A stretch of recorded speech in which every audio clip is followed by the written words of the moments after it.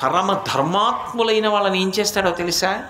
అప్రతిష్ట రాకుండా ఉండడానికి వాళ్ళు అక్కడికి వెళ్ళకూడదు అని ఆయన అనుకున్నాడు అనుకోండి, ఏదో ఒక విఘ్నం కల్పిస్తాడు, కల్పించి వాళ్ళని వెళ్ళకుండా చేస్తాడు. అది ఈశ్వరానుగ్రహం ఉంటేనే. వాళ్ళు వెళ్ళకుండా చేస్తాడు, వాళ్ళు వెళ్ళరు.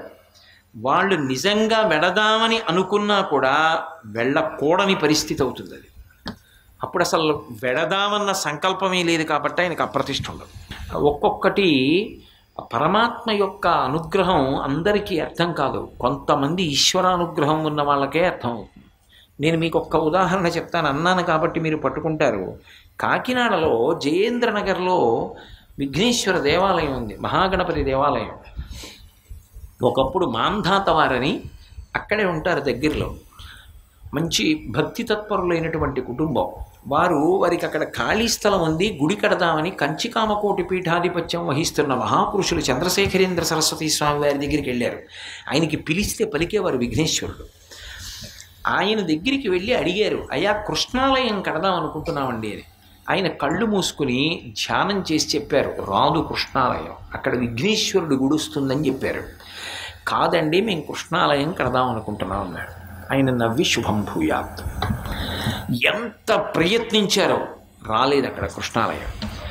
ఆఖరికి మళ్ళీ మహాస్వామి వారి దగ్గరికి వెళ్ళి, అయ్యా మీరే ఎటువంటి విఘ్నేశ్వరుణ్ణి పెడితే బాగుంటుందో అటువంటి మూర్తిని చేయించి ఇప్పించండి అన్నారు. శిల్పిని పిలిపించారు, విఘ్నేశ్వరమూర్తిని చేయించి ఆయన ప్రథమ పూజ చేసి వ్యాన్ ఎక్కించారు, తీసుకెళ్ళండి కాకినాడ ప్రతిష్ఠ చేయండి అన్నారు. ఎండ మండిపోతోంది, పట్టుకోవాలా ఒకళ్ళు వ్యాన్లో, పట్టుకోవడానికి ఒక మనిషి కూర్చోవాలి. ఎలా? ఆ ఎండ అలా ఉంది. స్వామి ఎలా కూర్చుంటామండి, ఎక్కడ మెద్రాసు, ఎక్కడ కాకినాడ, ఎలా పెడతామని అడిగారు. మహాస్వామి వారు బయటికి వచ్చి చేతిలో సత్యదండాన్ని ఒకసారి ఇలా ఆకాశానికి తిప్పారు. తిప్పి ఎక్కండి ఇంకా పర్వాలేదన్నారు. ఎండ మండిపోతోంది, ఎక్కండి అన్నారు. వాళ్ళు కొబ్బరికాయ కొట్టి వ్యాన్ ఎక్కారు. ఎక్కి కామకోటి పీఠం గేటు దాటి వ్యాన్ పైకి వచ్చింది, ఆకాశం మబ్బులు ఇచ్చింది. ఆ వ్యాను కాకినాడ వచ్చే పర్యంతం వ్యాను ఏ దారిలో పెడుతోందో దారంతా మబ్బులే. అది కాకినాడ వచ్చి దింపేసేంత వరకు మబ్బే ఉంది, ఎండలేదు. మహాత్ముల సంకల్పాలు అలా ఉంటాయి. ఆయన ఎక్కడ రావాలనుకున్నాడో అక్కడ వచ్చి తీరేడంతే. ఏది జరగదని తెలుసో అది జరగదని తెలుసు కాబట్టి అసలు వెళ్ళనివ్వడు. ఏది జరుగుతుందో తెలుసు, దానికి వెళ్ళనిస్తాడు.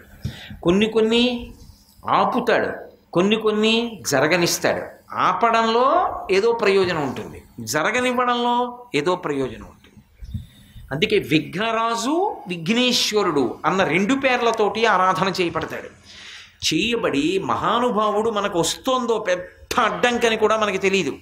కానీ ఒక్క నమస్కారం చేస్తే చాలు, రోజు ఒక్క నమస్కారం పెడితే, ఇదిగో నేను మీకు ఇప్పుడు చెప్తున్నానే చిన్న శ్లోకం, సదాబాల రూపాపి విఘ్నాద్రిహంత్రి, అటువంటి శ్లోకాన్ని ఒక్కసారి అనుకుని బయటికి వెడితే చాలు, కాపాడతాడంతే, విఘ్నం రాకుండా చూస్తాడు. అంతటి మహానుభావుడు విఘ్నేశ్వరుడు. అంటే పర్వతములంతంతటి విఘ్నములను కూడా ఇంత పిల్లవాడిలా ఉన్నవాడు తొలగతోయడంలో మాత్రం అంతటి మహాశక్తివంతుడు. ఒకరికి ఇద్దరికి కాదు, ఎన్ని కోట్ల మందికైనా సరే నమస్కారం చేసిన వాళ్ళందరికీ కూడా అనుగ్రహాన్ని వర్షిస్తాడు. అందుకే సదాబాల రూపాపి విఘ్నాద్రిహంత్రి. అటువంటి ఓ విఘ్నేశ్వరుడా, బాలరూపంలో ఉన్నప్పటికీ కూడా అందరినీ అనుగ్రహించగలిగినటువంటి వాడా, మహాదంత వక్త్రాపి పంచాస్య మాన్య. ఇదో విచిత్రం. మహాదంత వక్త్రాపి, దంతి అంటే ఏనుగు, దంతములు ఉంటాయి కాబట్టి లోకంలో అన్ని ప్రాణులకు దంతాలు ఉంటాయి, పళ్ళు మనం అందరం తింటాం, తినడానికి నవలడానికి ఉపయోగించవు ఏనుగు యొక్క దంతాలు, మహాందంగా ఉంటాయి అవి. అంత అందంగా ఉండే దంతములతో తిరుగుతూ ఉంటుంది కాబట్టి ఏనుగుకి దంతి అని పేరు. ఏనుగు అంత గొప్పదైనా ఏనుక్కో లక్షణం ఉంది, అది సింహం కనపడింది అనుకోండి భయపడిపోతుంది, సింహానికో లక్షణం ఉంది. ఏనుగు కనపడింది అనుకోండి బలమంతటిని కూడా తీసుకుని ఎగురుతుంది. సింహం సాధారణంగా భూమి మీద కదువు పరిగెడుతుంది, పెద్ద భద్రగజం పెడుతోంది అనుకోండి, గురువాయూరు ఎడితే మీకు ఇప్పటికీ కనపడతాయి. రాత్రి వేళలో గురువయ్యూరు దేవాలయం చుట్టూ ఏనుగులు తిరుగుతాయి. తిరిగినప్పుడు చూడాలి మీరు, కొండలు తిరుగుతున్నాయా అనిపిస్తుంది, అంతంత ఎత్తునుంటాయి భద్రగజాలు. ఏనుగుల్లో జాతులన్నీ తిరుగుతాయి, కృష్ణ పరమాత్మ మూర్తిని పైన పెట్టుకొని. అటువంటి ఏనుగు అంత ఎత్తునుంటుంది. ఏనుగుని కొట్టాలంటే కుంభస్థలం మీద కొట్టాలి. ఆ కుంభస్థలం మీదకి ఎక్కాలి. ఎక్కనిస్తుంది ఆ ఏనుగు? కాలు పెట్టి తొక్కేస్తుంది, తొండంతో తిప్పి విసిరేస్తుంది. అందుకే సింహం ఏం చేస్తుందంటే ఎగిరి కూర్చుంటుంది కుంభస్థలం మీద. శాతనకగ్రఖండితల సన్మజ కుంజర కుంభముక్త ముక్తాతత శైల అంటారు మహాభారతంలో. ఆ పైకి ఎగిరి కూర్చుని దాని తొండం పెట్టి ఎత్తితే అందకుండా పంజా పెట్టి కొట్టి కుంభస్థలాన్ని బద్దలగొట్టి మాంసపు ముద్దలు తీసి చిందరవందర చేసి అందులోంచి ముత్యాలు తీస్తుంది.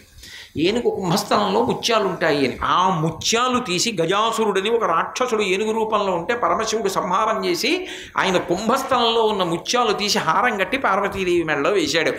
కాబట్టి ఏనుక్కి సింహం అంటే భయం. ఎంత భయం అంటే సింహ స్వప్నం అంటారు.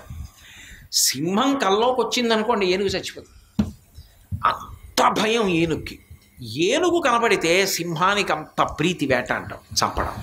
రెండు పుట్టుకతో ఆజన్మ వైరం అంటారే, అవి రెండింటికి ఇతరత్రా ఏమి ఉండదు, కానీ పుట్టుకతో ఏనుగుని కొట్టడం అంటే సింహానికి సరదా. ఈ సింహం కనపడుతుందేమో అని ఏనుక్కి భయం. కానీ శంకర భగవత్పాదులు అంటున్నారు, మహాదంత వక్త్రాపి పంచాస్య మాన్య, ఏనుగు ముఖంతో ఉన్న సింహంతో పూజింపబడేవాడా అన్నారు. ఇదేమి విచిత్రం!